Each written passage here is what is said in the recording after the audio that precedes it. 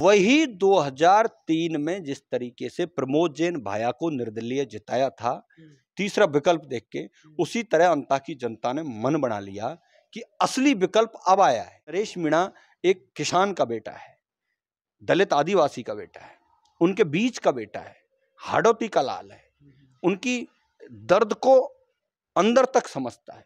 इसलिए सभी लोगों ने मन बना लिया है कि अब की बार हमें किसान का बेटा नरेश मीणा को वोट देना है। मैंने आरएलपी से एमएलए का चुनाव भी लड़ा और उसके बाद हमारी यात्रा चलती रही। फिर भाई नरेश के साथ में, भाई नरेश मीणा जी छबड़ा छिपा बड़ौद का चुनाव लड़ रहे थे, मैंने उनके साथ कैंपेन किया और लगातार इस यात्रा में काम कर रहे हैं। हनुमान बेनीवाल जी एक दबंग छवि के आदमी हैं, मर्द आदमी हैं, जो दिल में होता है वो साफ बोल देते हैं। उनकी बहुत सारी ऐसी चीज़ें हैं जो आज के राजस्थान के नौजवान को और किसान को पसंद आती हैं।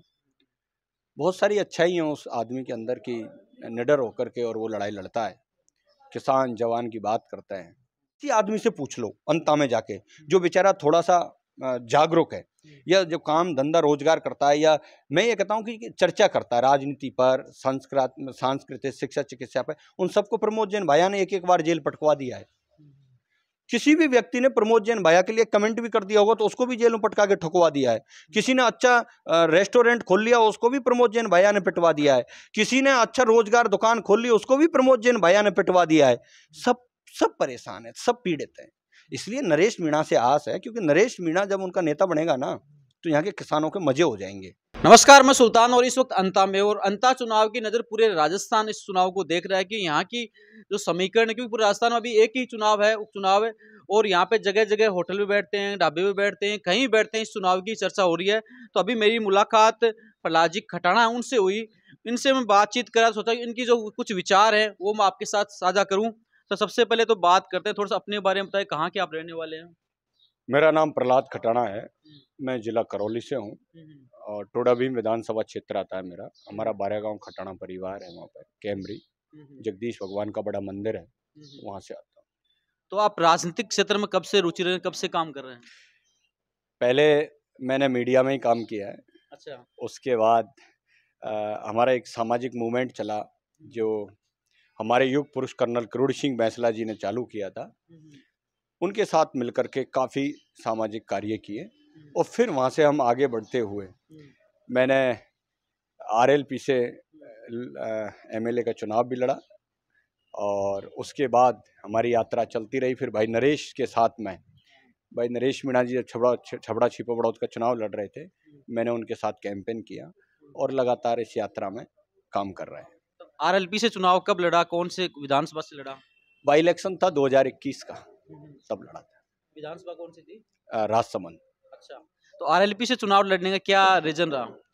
उस टाइम किसान आंदोलन चल रहा था, मैं काफ़ी सक्रिय था, तो मुझसे कुछ साथियों ने कहा कि भाई भीलवाड़ा से चुनाव लड़ना चाहिए, सहाड़ा विधानसभा क्षेत्र से। और कुछ लोग थे जो उन्होंने मेरे से आके कहा, तो मैं जुड़ गया उस कैंपेन में। मैं सहाड़ा विधानसभा क्षेत्र में चुनाव लड़ने के लिए चला गया था, लेकिन उसके बाद वहाँ की परिस्थितियाँ कुछ ऐसी रहीं और फिर मुझे चुनाव से 5-7-10 दिन पहले राजसमंद जाना पड़ा, चुनाव लड़ा। अच्छा, तो हनुमान बेनीवाल की बात करते हैं, तो कौन सी बात से उनसे आप प्रभावित हुए तब तक चुनाव लड़ा? हनुमान बेनीवाल जी एक दबंग छवि के आदमी हैं, मर्द आदमी हैं, जो दिल में होता है वो साफ बोल देते हैं। उनकी बहुत सारी ऐसी चीज़ें हैं जो आज के राजस्थान के नौजवान को और किसान को पसंद आती हैं। बहुत सारी अच्छाई हैं उस आदमी के अंदर की निडर होकर के और वो लड़ाई लड़ता है, किसान जवान की बात करता है। बात करते हैं तो आज राजस्थान के युवा हैं, हनुमान बेनीवाल को देखते हैं, नरेश मीणा को देखते हैं, तो दोनों को सेम ही चीज़ नज़र आती है कि यार ये संघर्ष वाले नेता हैं और ये जनता के लिए जहाँ होते हैं मुद्दे पे बैठ के संघर्ष करना, रोड पर संघर्ष हो, किसी प्रकार का संघर्ष दोनों करते हैं। तो उसी हिसाब से आप नरेश मीणा के साथ जुड़े हैं? नहीं, नरेश भाई से पहले से परिचय है हमारा, और भाई साहब तो जब राजस्थान की यूनिवर्सिटी में थे तो हम जयपुर ही रहते थे, पढ़ाई करते थे, तभी से भाई साहब से लगाव था, जुड़ाव था, मिलते रहते थे। नरेश भाई हमसे बहुत उम्र में बड़े हैं और छोटे भाई की तरह सदैव नरेश मीणा जी का मेरे प्रति प्रेम रहा और एक पारिवारिक लगाव है, आत्मीयता का लगाव है। तो अंता में कब से ये हैं? राजनीतिक लगाव नहीं है। अच्छा। नरेश मीणा जी से मेरा पारिवारिक लगाव है, पारिवारिक रिश्ते हैं। हाँ, मैंने कई लोगों से मैं मिला हूँ भी यहाँ पे जो वैसे राजनीति में रुचि नहीं रखते, लेकिन नरेश मीणा के लिए यहाँ लगातार फील्ड में काम कर रहे हैं। सैकड़ों युवा हैं जो सभी जातियों के, धर्मों के होंगे, जो भाई नरेश से व्यक्तिगत रिश्ते हैं उनके, व्यक्तिगत जुड़े हुए हैं, जो उनके लिए काम कर रहे हैं। तो आप कितने दिन से यहाँ अंता में हैं? मुझे लगभग 10-12 दिन हो गए। अंता में हूँ, गांव-गांव जा रहा हूँ, डोर टू डोर हम कैंपेन कर रहे हैं। अंता के सभी ग्राम पंचायतों में लगभग हम पहुँचे हैं और अंता की जनता से अपील कर रहे हैं कि अब की बार भाई नरेश मीणा को यहाँ से अपना मत और समर्थन देकर के विजयी बनाएं। अब जैसे आप 10-15 दिन लगातार कैंपेन में रहे हैं, गांव में भी गए हैं, इनके साथ भी रहे हैं, तो किस प्रकार का जनता का जो रुझान है वो आपको देखने को मिल रहा है? जनता का रुझान भाई बहुत अच्छा है। पहली बार मुझे अंता की धरती पर आकर के जब हम जनता से रूबरू हुए तो ये महसूस हो रहा है कि अंता की जनता को असली आज़ादी का एहसास नहीं हुआ, असली लोकतंत्र का अंता की जनता को आनंद नहीं आया। क्योंकि लोकतंत्र का असली आज़ादी का मजा तभी था तब जो राजनीतिक लोग थे अंता में या पूरी हाड़ौती में, उन्होंने कभी किसान वर्ग को, दलित वर्ग को, आदिवासी वर्ग को, दबे कुचले समाज को, अल्पसंख्यक समाज को कभी उन्होंने ना तो शिक्षा से जोड़ा, और जब शिक्षा से नहीं जोड़ा तो वो लोग कभी जागृत नहीं हो पाए। आज तक राजनीति करने वाले लोगों से अपना जो सबसे कीमती वोट होता है, जिससे राजा बनाया जाता है, जिससे विधायक मंत्री बनाए जाते हैं, वो विधायक मंत्रियों से कभी वो लोग जवाब सवाल नहीं कर पाए और वो लोग उनको दबाते चले गए। और यहाँ के जो एमएलए मंत्री थे वो व्यापारी होते चले गए और जनता विकास से दूर होती चली गई। इसलिए जो ये जो पीड़ा है जनता की, इस पीड़ा से जनता आज़ाद होना चाहती है। इसलिए उनको लगा है कि नरेश मीणा एक किसान का बेटा है, दलित आदिवासी का बेटा है, उनके बीच का बेटा है, हाड़ौती का लाल है, उनकी दर्द को अंदर तक समझता है। इसलिए सभी लोगों ने मन बना लिया है कि अब की बार हमें किसान का बेटा नरेश मीणा को वोट देना है। बात करते हैं तो यहाँ जैसे बीजेपी कभी कांग्रेस, कभी बीजेपी, कभी कांग्रेस, तीसरा विकल्प इस बार आपने ही दिया, तो उसको देख के लोगों में बड़ी उत्सुकता भी है। आपने अच्छी बात कही। ये जो प्रमोद जैन भाया जी हैं यहाँ से, ये भी 2003 का एक चुनाव लड़े, निर्दलीय है। तब अंता की जनता ने मन बनाया था कि ये तीसरा विकल्प है, बीजेपी कांग्रेस दोनों उसके हरा करके परेशान होके, क्योंकि उनको और कोई आदमी नहीं मिलता था। वही 2003 में जिस तरीके से प्रमोद जैन भाया को निर्दलीय जिताया था तीसरा विकल्प देख के, उसी तरह अंता की जनता ने मन बना लिया कि असली विकल्प अब आया है। क्योंकि प्रमोद जैन भाया तो बड़े सेठ के, धन्ना सेठ के बेटे थे, तो लोगों ने 25 साल देख लिया, उन्होंने तो व्यापार कर दिया और बड़ा व्यापारी हो गए। इसलिए उनको लगा कि वास्तविकता में जो जिसकी अंता की जनता को जरूरत थी, जैसा लीडर वो चाहते थे, वो लीडर उनको नरेश मीणा मिला। बात करें तो चुनाव में जैसे धनबल का भी बड़ा प्रयोग होता है, क्योंकि आजकल चुनाव आसान नहीं रहा है, एक आम आदमी के लिए तो उसमें भाग लेना ही मुश्किल हो रहा है। तो दोनों पार्टियों में जैसे बात करते हैं तो बीजेपी है, डबल इंजन की सरकार है, पैसे की कोई कमी नहीं है। दूसरे आप बता रहे हैं कि भाई कांग्रेस के प्रत्याशी भी कम नहीं है, तो आप बिना पैसे किस प्रकार से चुनाव को आगे बढ़ाएंगे? मेरे भाई, जब जनता ठान लेती है ना, तब पैसा, पावर कहीं टिकता नहीं है। जब जनता जागरूक हो जाती है, जनता के समझ में अपना हित अहित समझ में आ जाता है। जो डबल इंजन सरकार की आप बात कर रहे हो, तो माननीय प्रधानमंत्री मोदी जी पिछले चुनाव में जब यहाँ आए थे तो बड़ी रैली से उन्होंने ही नारा दिया था, भाया रे भाया खूब खाया, एक गांव तो पूरा खाया। वो व्यक्ति आज तक इतने मुकदमों के बाद वाई इलेक्शन अंता में चुनाव लड़ रहा है, प्रमोद जैन भाया, कोई कार्रवाई नहीं की, तो डबल इंजन सरकार तो फेल हो गई। बीजेपी का एमएलए अंदर गया और बीजेपी का एमएलए अंदर गया। इस बात से ये होता है कि जिस तरीके से हम गांवों में जा रहे हैं और यहाँ के लोग जब बताते हैं कि खटाना जी यहाँ तो कांग्रेस और बीजेपी का गठबंधन है और कांग्रेस और बीजेपी दोनों ही भाया है, दोनों पास में। और ये भाया ने प्रत्यक्ष कर दिया कि भाजपा का जीता हुआ एमएलए किसान कौम का बेटा, एक दलित आदिवासी का बेटा, भाजपा का जो एमएलए था कमरलाल मीणा जी, उसको जेल में डलवा दिया और खुद बाहर रहा। तो इससे बड़ा तो कोई वो ही नहीं है। और दूसरी नई बात और बता देता हूं आपको, अंता की जनता ये कह रही है कि भाया चुनाव हार रहा है, और भाया जी के कार्यालय में बैठे हुए कार्यकर्ता ये कह रहे हैं कि भाया जी चुनाव हार गए और भाया चुनाव हारने के बाद भारतीय जनता पार्टी ज्वाइन कर लेंगे। ये बात भाया के कार्यकर्ता कह रहे हैं, ये सूत्रों के हवाले से बता रहा हूं और ठोस बात है। भाया के कार्यकर्ता ये कह रहे हैं कि भाया चुनाव हारेगा, नरेश मीणा चुनाव जीतेगा और उसके बाद प्रमोद जैन भाया भारतीय जनता पार्टी ज्वाइन कर लेगा। ये तय हो गया, हार मान ली भाया जी ने, तो अब बचा ही नहीं है कुछ। तो आप मुकाबला किससे मानते हैं, बीजेपी से मानते हैं या कांग्रेस से मान रहे हैं? उनका मुकाबला नरेश मीणा से हो सकता है, नरेश मीणा का मुकाबला किसी से नहीं है, क्योंकि ये जो अंता की जनता है ये चुनाव लड़ रही है। अंता की जनता नरेश मीणा बन गई, अंता की जनता नरेश मीणा की प्रभारी बन गई, सह प्रभारी बन गई, संगठन इनके हाथ में है, यही बूथ मैनेजमेंट कर रहे हैं, यही पंचायत समिति मैनेजमेंट कर रहे हैं। अंता की जनता ही मतदाता है, अंता की जनता ही नरेश मीणा है और अंता की जनता पहली बार ही विधायक बनेगी। नरेश मीणा तो एक नाम मात्र का उनका एक चेहरा है। अब बात करते हैं तो जैसे बीजेपी की बात करते हैं, यहाँ मुख्यमंत्री है, मंत्री है, बड़ी बड़ी चीजें, अभी चुनाव जैसे नजदीक आएगा, क्या फर्क पड़ता है? मुख्यमंत्री, मंत्री, प्रधानमंत्री मायने नहीं, जनता से बड़े थोड़े हैं। ये तो अंता की जनता जाग गई, यहाँ कोई फैक्टर नहीं चलने वाला, ना मंत्री का, ना मुख्यमंत्री का, ना प्रधानमंत्री का। वो इसलिए नहीं चल रहेगा, ना धनबल का चलेगा, ना भुजबल का चलेगा। अंता की जनता ने तय कर लिया। हम जब गांवों में जाते हैं तो लोग कहते हैं कि वहाँ जैसे अब आपने सुना, हमने सुना कि भाई यहाँ तो पैसा बांटा जाता है, ये किया जाता है। तो अंता की जनता नरेश मीणा ने इतनी जागरूक कर दी, अंता की जनता ये सोच रही है कि ये पैसा तो हमारा ही था, वोट हमने दिया, मंत्री एमएलए हमने बनाया और हमारे वोट से ये व्यापारी बन के राजा बन गए, हमारा ही पैसा है। अंता की जनता तो सोच रही है पैसा कब आए, पहली बार पैसे का इंतजार कर रहे हैं, पहली बार पैसे का इंतजार कर रहे हैं। और पहली बार पैसा बांटने वाले जो दलाल थे ना गांवों में, वो छुप करके घूम रहे हैं। और भाया भी अब किसी को 2 रुपए नहीं दे रहा, वो समझ गया मैं हार रहा हूं, क्यों पैसा लुटाऊं। और उसकी बौखलाहट में जिस तरीके से भाया ने लगभग पूरी विधानसभा में हम गए, ऐसे कम से कम 100-200 दारूड़ा ले आया बाहर से ले आया, अंता के नहीं है। उनको दारू पिला के छोड़ रखे कि रटो भाया भाभी, भाया भाभी, भाया भाभी, और कोई से लिपटना झपटना जिससे माहौल खराब हो। लेकिन अंता की जनता इनके षड्यंत्रों का जवाब देने के लिए तैयार हो गई, क्योंकि प्रमोद जैन भाया की बहुत कहानियां हैं।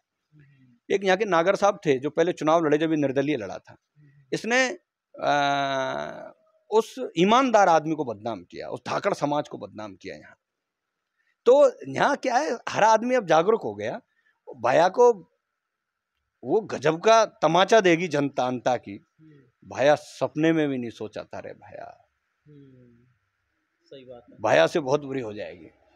भाया अब खुद ने भाया ने हार मान ली, वो तो चल रहा है, जिंदा है। वो तो ये सोच रहा है कि मैं अमेरिका कब जाऊं, या तो भाजपा ज्वाइन करूंगा या अमेरिका जाऊंगा, 2 ही ठिकाने हैं भाया के पास, तीसरा नहीं बचा।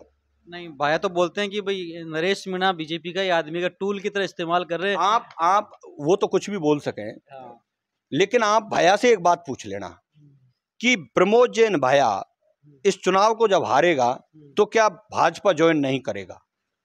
ये बयान उससे दिलवा देना कि मैं, जिस तरीके से नरेश मीणा ने कहा कि मैं मरते दम तक भाजपा पार्टी ज्वाइन नहीं करूंगा, अगर ये बयान आप भाया पर दिला दो कि मैं मर सकता हूं लेकिन भाजपा ज्वाइन नहीं कर सकता, तो मैं भाया को भाया समझ जाऊंगा, नहीं तो फर्जी भाया है। नहीं, कई लोग बोलते हैं, जैसे वो नरेश मीणा का बयान आया था ना कि भाजपा ज्वाइन नहीं करूंगा, तो जो राजनीतिक लोग बोलते हैं कि क्या आगे क्या परिस्थितियां होंगी, ऐसा नहीं बोलना चाहिए, लेकिन इन्होंने सोच समझ के बोला। लेकिन कोई भी नेता मुझे लगता है ऐसा नहीं बोलेगा कि मैं ज्वाइन नहीं करूंगा, परिस्थिति अलग। नरेश मीणा जी दिमाग से नहीं बोलते, किसी चीज को दिल से बोलते हैं।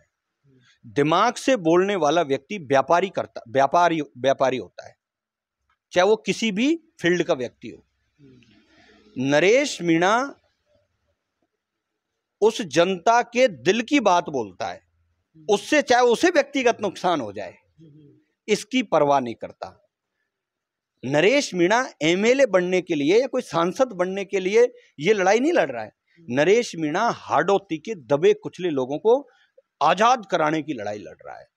नरेश मीणा अंता की जनता को भ्रष्टाचार मुक्त अंता की जनता बनाना चाहता है। नरेश मीणा अंता की जनता को अच्छी शिक्षा दिलाना चाहता है, जिससे गरीब मजदूर तबके के जो बच्चे हैं उनको अच्छी शिक्षा मिले, जिससे उनका जीवन एक अच्छा बने। नरेश मीणा अंता की जनता को अच्छा स्वास्थ्य देना चाहता है। सभी सरकारी अस्पतालों में या प्राइवेट अस्पतालों में, जैसे भैया ने प्राइवेट अस्पताल खोल रखा है, कोरोना के टाइम पर लूट रहा था, लोगों को सेवा करने के चक्कर में लूट रहा था। तो नरेश मीणा जब यहाँ का एमएलए बनेगा तो सभी डॉक्टर और हॉस्पिटलों को ठीक कर देगा, अंता की जनता को एक अच्छी अच्छी चिकित्सा शिक्षा, भ्रष्टाचार युक्त किसानों के लिए। अब ये देखो, नरेश मीणा चुनाव लड़ रहा है, इसलिए आज इंद्र भगवान बरसात कर रहा है, फ्री हो गए किसान।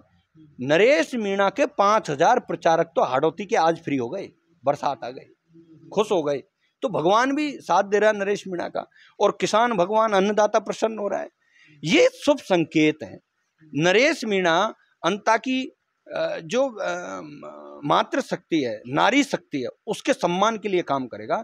नरेश मीणा अंता में और पूरी हाड़ौती में जो बेरोजगारी फैला रखी है, जो नशा फैला रखा है युवाओं में, उस नशा से मुक्ति दिलाएगा। नरेश मीणा रोजगार के साधन उपलब्ध करवाएगा। अडानी अंबानियों के जो प्लांट लगा रखे हैं हाड़ौती में, यहाँ हाड़ौती के ही जो युवा बेरोजगार हैं वो राज करेंगे। तो नरेश मीणा असली आजादी का एहसास कराने के लिए अंता की धरती पर आया है। आपकी बातों से या नरेश मीणा की बातों से देखते हैं तो बीजेपी का तो कोई चर्चा ही नहीं होता। आप मानते हैं कि टक्कर ही नहीं है, सीधे कांग्रेस को ही मानते हैं फाइट में ही? कोई टक्कर ही नहीं है। यहाँ जो टक्कर है वो अंता की जनता की, और अब तक जो अंता की जनता के वोटों से जिन्होंने राज किया है उनसे है। नरेश मीणा से किसी की टक्कर नहीं है। नरेश मीणा तो, मेरी बात याद रखना, वैसे तो मैंने पूर्व में कहा था जब मैं यहाँ आया नहीं था कि 15 से 20 हजार वोट से नरेश मीणा जी चुनाव जीतेंगे, लेकिन कहीं ऐसा नहीं हो जाए कि नरेश मीणा 1 लाख प्लस वोटों से चुनाव जीत जाए। ऐसा भी हो सकता है, 101% हो सकता है, क्योंकि मैं लोगों की जो भावनाएं देखता हूं, आप भी फील्ड में होंगे, तो दबे स्वर में कहते हैं कि आनंद आ गया साहब, मजा आ गया। मैंने कि वो कैसे आ गया? कि नरेश मीणा जैसा मर्द नेता हमें मिल गया। क्योंकि ये हाड़ौती की जो धरती है बड़े कमाल की धरती है। मैं पूर्व मंत्री राजेंद्र गोड़ा जी का एक बयान कोट करूंगा, जो मैं कई दिन से सुन रहा था, स्पीच में कह रहे थे, क्या कमाल की धरती है रे हाड़ौती, क्या कमाल की धरती है रे हाड़ौती। अगर सबसे ईमानदार नेता हाड़ौती ने दिया तो भरत कुंदनपुर जैसे, हरीश शर्मा जैसे, नागर साहब जैसे सबसे ईमानदार भरत कुंदनपुर जैसा नेता दिया, जिसकी पूरे प्रदेश देश में चर्चा होती है राजनीति में। मिस एमएलए का अवार्ड, बेस्ट एमएलए का अवार्ड मिला था। तो भरत कुंदनपुर जी हाड़ौती के सबसे बेस्ट ईमानदार नेता हो गए। और सबसे भ्रष्ट अगर कोई नेता मिला जिसके लिए देश के प्रधानमंत्री ने कहा, वो भी हाड़ौती का प्रमोद जैन भाया। और सबसे लड़ाका अगर कोई नेता आज की टाइम पे जो प्रदेश और देश में चर्चा में, वो भी हाड़ौती का नरेश मीणा। तो सारी चीजें यहीं पे हैं। ये ऊपर वाले की तो 2 लड़ाके तो देख लिए, नरेश मीणा भी हैं, राजेंद्र गुड्डा भी कम नहीं है, वो सबसे ज्यादा क्रांतिकारी लड़ाई में हर जगह मौजूद हैं। हनुमान बेनीवाल से बातचीत हुई है क्या? कब आएंगे, क्या आएंगे? चर्चा ये भी होती है हनुमान बेनीवाल कब आएंगे? आना चाहिए बेनीवाल जी को। भाई नरेश मीणा जी उनको बड़े भाई के रूप में, और हम सब बड़े भाई और आदर्श के रूप में देखते हैं उनको, बड़ा दिल रखते हुए, और किसान कौम के बेटे हैं। हम तो उनसे निवेदन करेंगे कि अगर उनको समय मिले तो जरूर उनको आना चाहिए और एक मैसेज देश प्रदेश में देना चाहिए। एक सवाल लास्ट में लोग ये पूछते हैं कि नरेश मीणा कितने वोट ले रहा है? जहाँ जाते हैं वही ये पूछ रहा है कि नरेश मीणा कितने वोट ले रहा है। किसी को ये गणित समझ में नहीं आ रही कि वो कितने वोट ले रहा है। नरेश मीणा 1 लाख प्लस वोट ले रहा है। नरेश मीणा 1 लाख प्लस वोट ले रहा है। जिस तरीके से जनता, अंता की जनता कह रही है, और जो उनकी भावना, उनको अंदर से आप टटोलोगे, इनको कितना शोषित कर दिया। भाई साहब, आप किसी आदमी से पूछ लो अंता में जाके, जो बेचारा थोड़ा सा जागरूक है, या जो काम धंधा रोजगार करता है, या मैं ये कहता हूँ कि चर्चा करता है राजनीति पर, सांस्कृतिक, शिक्षा, चिकित्सा पर, उन सबको प्रमोद जैन भाया ने एक एक बार जेल पटकवा दिया है।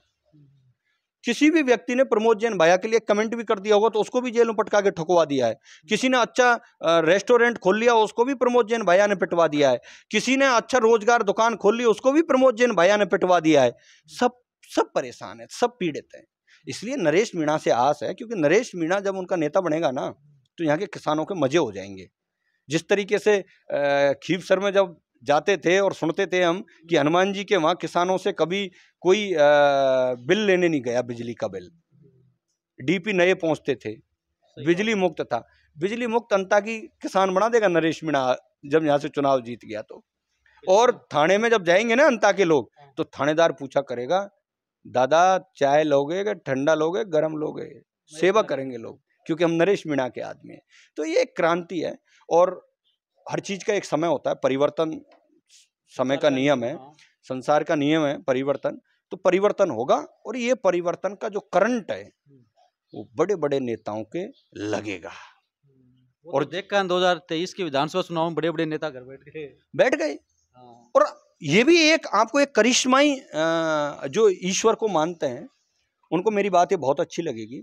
नरेश मीणा की जो लड़ाई थी वो लगभग 2.5 से 3 साल पहले प्रमोद जैन भाया से स्टार्ट होती है। प्रमोद जैन भाया के अवैध डंपर वगैरह चलते थे, उनको पकड़वाया, नरेश मीणा को उसने जेल में डलवाया। ये लड़ाई चली वहां से, तो नरेश मीणा ने बिगुल बजा दिया हाड़ौती में कि मैं अब इन लोगों के खिलाफ लड़ूंगा। जैसे ही उसने लड़ाई शुरू करी तो नरेश मीणा को अगर कांग्रेस वाले टिकट दे देते छपड़ा छिपा बड़ौद में, एमएलए बन जाता। लेकिन नरेश मीणा इतना बड़ा नेता नहीं होता, नहीं दिया। नरेश मीणा को टिकट दे देते देवली उनियारा में कांग्रेस के लोग तो एमएलए बन जाता, आज इतनी बड़ी लड़ाई नहीं होती। लेकिन ये देखिए कुदरत का खेल कि उसी प्रमोद जैन भाया के सामने अंता की धरती पर नरेश मीणा से सामना हो रहा है रावण का अंत। भगवान राम जिस तरीके से 14 वर्ष तक वन वन नंगे पैर भटके और उस रावण का अंत हुआ, उसी तरह नंगे पैर चलने वाला किसान, मजदूर, दलित, आदिवासी का बेटा नरेश मीणा, अंता की जनता उसको विधायक बना के भेजेगी और उस प्रमोद जैन भाया रावण रूपी का अंत करेगी। एक आखिरी अंता की जनता है, उनको क्या मैसेज देना चाहेंगे? अंता की जनता को तो मैं उनके चरणों में नमन करना चाहूंगा। क्या कहूं अंता की जनता के लिए, उनका भाव, उनका प्रेम, जिस तरीके से हम आए पलक पावड़े बिछा के जिधर जाते हैं हमारे मान सम्मान, उनका भाव ऐसा है कि अतिथि देवो भवो की जो परिभाषा है उसका किस तरीके से सम्मान कर रही है अंता की जनता, और जो प्यार लुटा रही है हमारे ऊपर, इसका तो हम सदैव आभारी रहेंगे, ऋणी रहेंगे अंता की जनता के, जो भाई नरेश मीणा को जिताकर विधानसभा भेज रही है। इससे बड़ी और क्या कहना चाहते हैं अंता की। बिल्कुल, आपने समय दिया उसके लिए बहुत बहुत धन्यवाद। आपका बहुत बहुत आभार।